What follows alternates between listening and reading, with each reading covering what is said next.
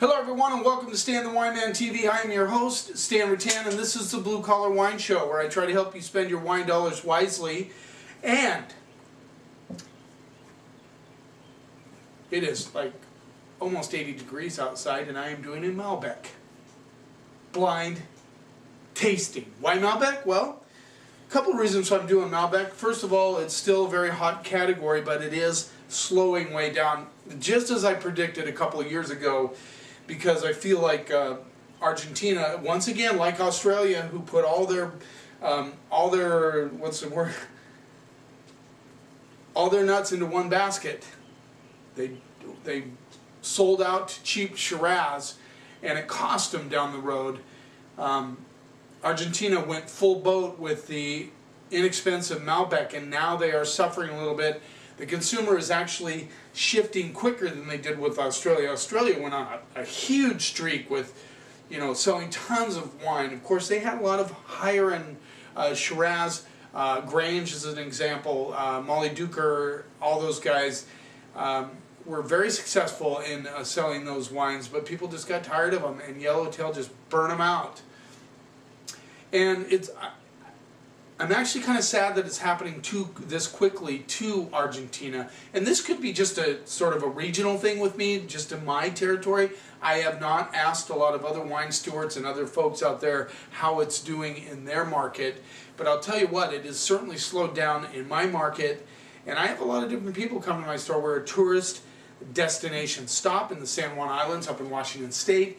And I get a lot of different people from all over the country, especially Canada, Texas, California, all over the place, New York. A lot of people come to the San Juan Islands to check things out here. And, so I do have a nice cross-section of people, and Malbec is just falling off the map, and now I see that they're trying to raise their prices, and that's always a tough way to go. So we're going to do 4 Malbecs blind and see how they fare.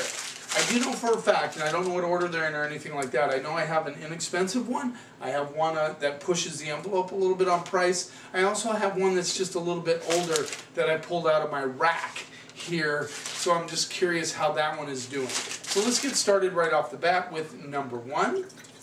Give a little rinse. I like Malbec. I think a lot of them, in my opinion, can be kind of like vanilla ice cream. They're just kind of boring. You can only have so much vanilla ice cream, at least me. I know a lot of people don't mind having it all the time. I'm just not one of those guys. I like a little complexity. Oops, a little drip on the tablecloth. This tablecloth is getting abused. Let's see what we get on the nose. This one has a nice little tobacco, a little bit of alcohol coming through. I'm getting a little alcohol burn on the nose. But I like the plum characteristics. There's a little bit of boysenberry and definitely tobacco. And maybe you can get a little bit of red flowers coming through. Starting off sloppy right off the bat. So let's see what we get on the palate.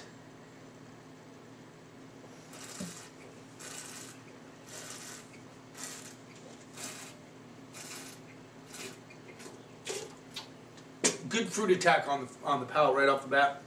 Getting a little white pepper. This has some nice intensity. I'm impressed with this wine. The red flowers come through big time on the palate, especially on the mint palate.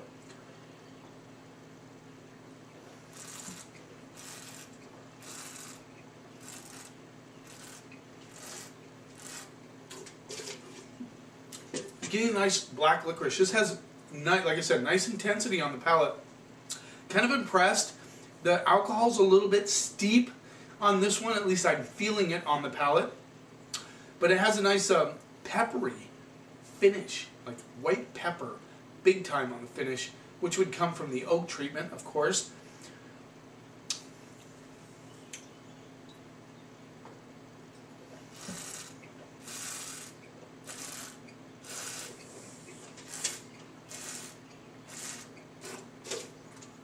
Interesting, get a little bit of root beer, which I find very curious.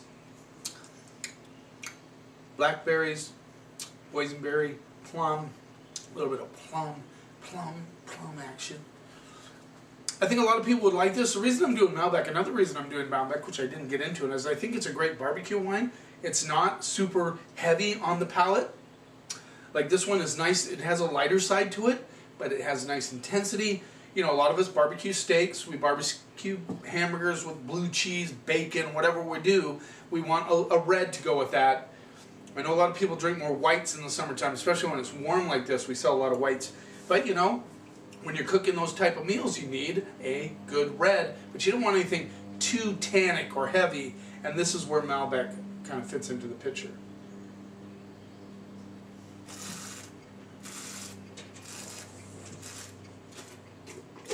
All right. Nice tobacco. Nice tobacco on the back end, but then I think the alcohol's a little bit heavy on this one. There we go. Number one, I put my grade on it. Let's move on. How many of you are out there getting tired of Malbec already? Make a comment. Let me know. Let me know what you think the reason is why. Or what about in your area? Have you noticed a downfall in the sales of Malbec and Argentinian wines in general? I know that what I'm really excited about actually is Carrantes is starting to take off a little bit at my store. That being said, I sold a lot of white Zin this last weekend, which is crazy. Trust me, I am not against white Zinfandel at all. Saved the wine world in the 70s. A little bit of stink action on this one. I'm getting a little bit of earthiness. This one also has a lot of tobacco on the nose. This one isn't nearly as heavy as far as the alcohol goes. I'll be curious to see if that's true on the label. I'm also getting a little bit of a wilted rose petal. There's a tiny hit of mint coming through, almost like a spearmint component, which I find interesting. A lot of cherries coming through. See, I'm being careful with this glass. I'm wearing a white shirt. I just thought, yeah, white with the warm weather, maybe a bad call. A little bit of licorice. Let's see what we get on the palate.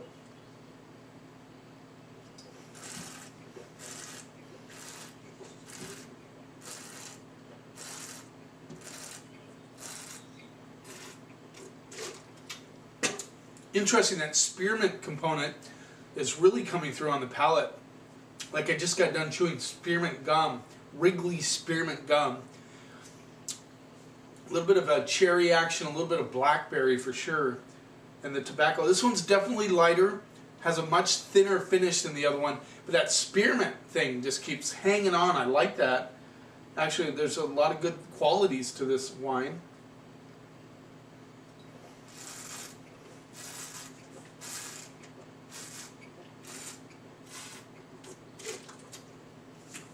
Quite a bit thinner than the other one. Has a little bit of root beer thing going on too, which I find curious if both of these have that same component. I'm not used to getting that kind of sarsaparilla thing. Usually get that on Pinot Noir, but I'm getting it on both of these, which I find very interesting.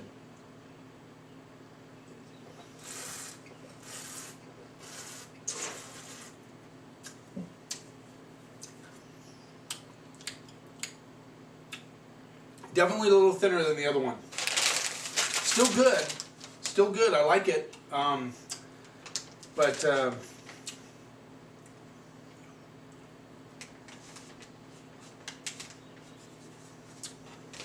little bit more on a lower level, I would say, than the last one. Just a little bit. Just a little bit. It's good. Like I said, it's good, but it's light. I probably don't need to rinse these. Number 3.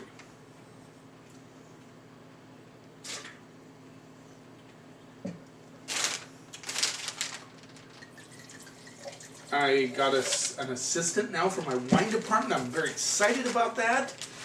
Scott Rasmussen is going to be my new assistant, and he's very excited.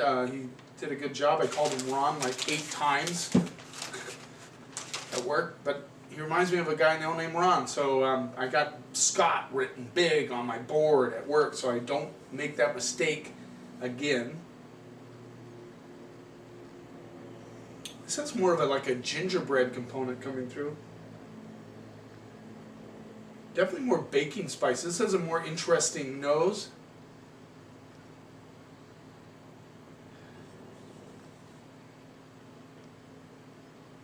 This reminds me of like some sort of a ginger type cookie. Not so much ginger, but some sort of a cookie like with a little bit of dirt in it, you know. Definitely plums. There's a big time plum on this one. I'm getting plums, violets, a little bit of that kind of ginger cookie thing, and a little bit of earth. Let's see what we get on the palate.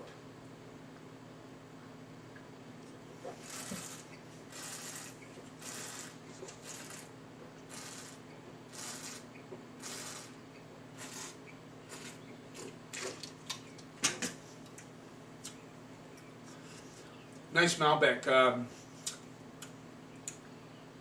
The violets and the plums really come through with that nice baking spice component there. There. There. What was that?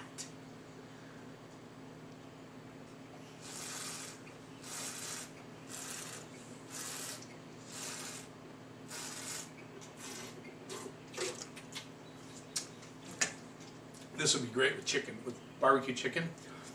And really spicy on the finish, like white pepper, baking spice, sort of all that sort of thing coming through. I really like it. The violets really linger with a little bit of red and black plum. Maybe a little bit of boysenberry coming through on that one. Nice Malbec. I mean, this is an interesting Malbec. This is one that has some characteristics to it. It is not vanilla ice cream. It has some personality to it.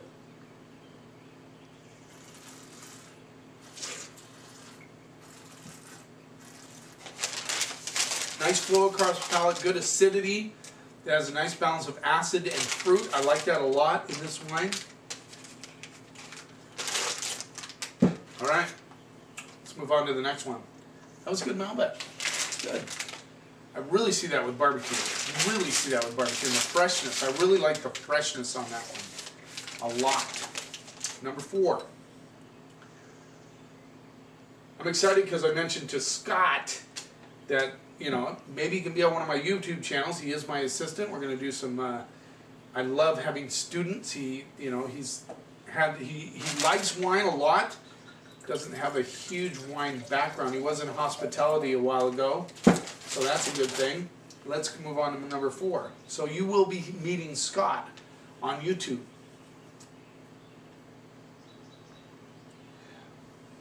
Now this one is tarry on the nose. It's like road tar.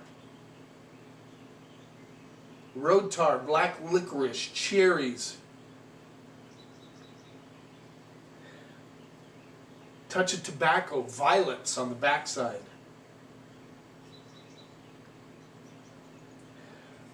A little bit of a blackberry coming through. This one has a little bit of alcohol in it too, but not as much as the first one. Let's see what we get on the palate.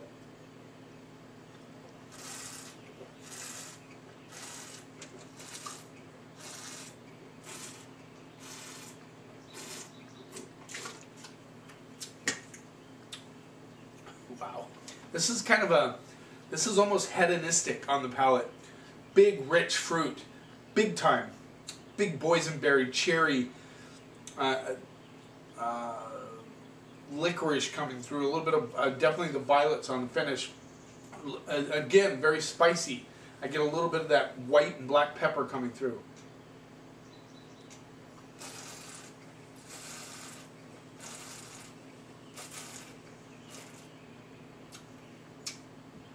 Real grippy on the finish. I mean, really like squeezes the palate a little bit. I'm just curious if number 4 is the one that is a little bit older. It tastes more mature, but I could be wrong. I It has that kind of like it's been around for a little bit, you know, kind of like that guy that walks up with a group of other guys. They all look about the same age, but then all of a sudden this guy starts talking and you realize, hey, this guy's like got some worldliness to him. He's been around the block a few times. This one tastes like it's been around the block a few times. I could be wrong, but it has that roundness to it, that fullness to it that, you know, that only comes with time.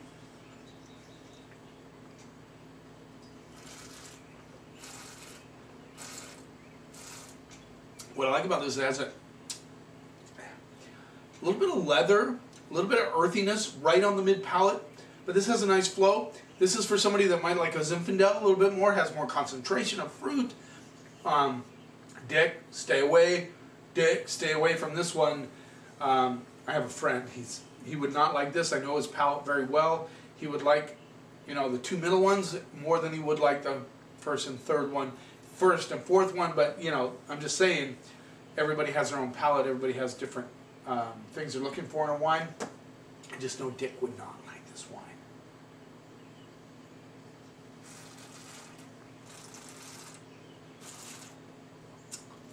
Also has a little bit of petroleum to it, a little bit of that kind of diesel sort of rubber boot thing going on, which I find very interesting. This is a different Malbec than the other three, which is kind of curious. They're all kind of have their own qualities and distinctions. This one's going to be hard for me to grade because it has some things in it that I know people won't like, and it has some things in it I know people will like, and I think it's well built.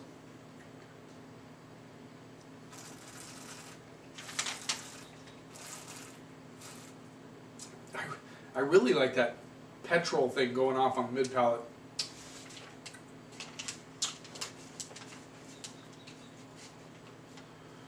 Okay. Well, I got a tie for first place. So we'll put those.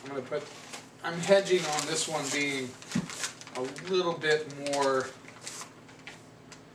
I'll do this. Kind of weird, but I don't want to go into that category with this one. I'm just saying it's a little touch. Okay. Last place and third place. Okay, here we go. In last place, number 2, and that's the one I thought was a little bit on the thinner side, but still very interesting, a lot fresher. Number 2 with the C plus B minus. Oh, this was the older one. Interesting. Now I'm very intrigued. The Regal, the original Malbec, 2010. This rolls in at $10. Interesting. Very interesting. I love it. That's what I love about blind tastings. So this one, maybe I don't remember what it tasted like when I first tried it, but $10. It says Vindapaz on it. Oh, this is French. Wow. French Malbec. See, I didn't realize that when I was grabbing this out of the rack. I just saw Malbec.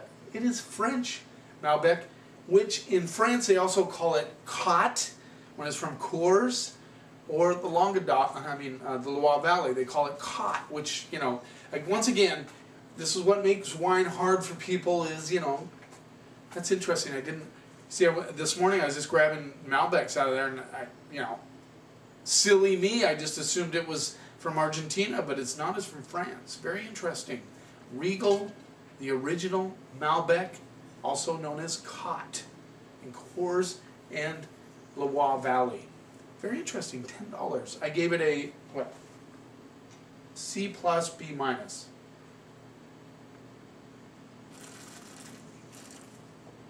Okay, let's move on. That caught me off guard. It's funny, I just pulled out of my rack, I saw Malbec, thought it was from Argentina. We should never assume anything, right? That's kind of cool though. I think that's kind of cool. Number 3 came in, oh no, wait a minute. Number 1 came in second place with a B minus. This is the Altos Las Hormigas, a Malbec from Valle de Uco, Mendoza, Argentina. And I probably messed that all up. 2011. So the French one wasn't that much. Okay. I like these wines from these folks. They do a good job. I thought, this was one that had a little higher alcohol. It's back 14.5. So there you go. I caught that on the palate. $15. Okay, and I give it a B minus. Mostly because of the alcohol. I thought the alcohol was just a little overbearing on this one. 15 bucks. Once again, that's an area where Malbec is trying to reach that spot. I hope they succeed. I hope Malbec kind of reinvents itself and comes into the picture again. And I would like a comment from you guys. You know, what do you see in your territory? If you're watching this, is it falling in your store, in your area, or is it on the rise? And it's hard for, it's a little harder for guys that just write about wine to know that, because, you know, guess what? They're not in a store, they don't always see it, but they can ask their friends. Number 3 with the B+. Plus, I did not want to go into the A- territory. Oh, wait a minute. Sorry, I'm going backwards. Number 4 came in 3rd place with a B+, straight up. Now you know what number 3 got. This is the Kayakin Reserva Malbec 2012. Rolls in at $20. Now it's interesting, I looked this up on Wine Searcher, and I'm not sure if my buddy put the retail or whatever, but I think you can get this a lot less than $13. I think it rolls in around $15. He has $13.15, but I don't know if he put wholesale or retail on there. Based on his wholesale, if it's wholesale, it's $20, but I think you can get a lot less than that. That came in with a B+ for $20, the Kayakin Malbec. Now, in first place, I could have went B+, A-.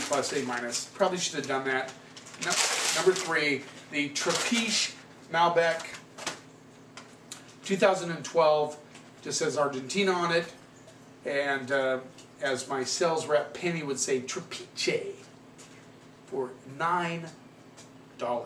Seriously, guys, $9. Now, this is one that had a little more fruit on it, a little more complexity. I thought it was pretty interesting, and let's see the other way around. We're going to do a little tester.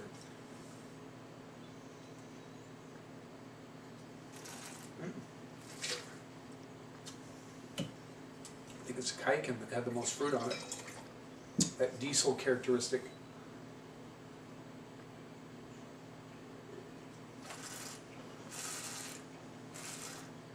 Yeah, Trapiche, good call, great wine. I discovered this a few years back. I love this wine. I'm glad it showed well in the lineup. There you go, Malbec. Don't give up on Malbec.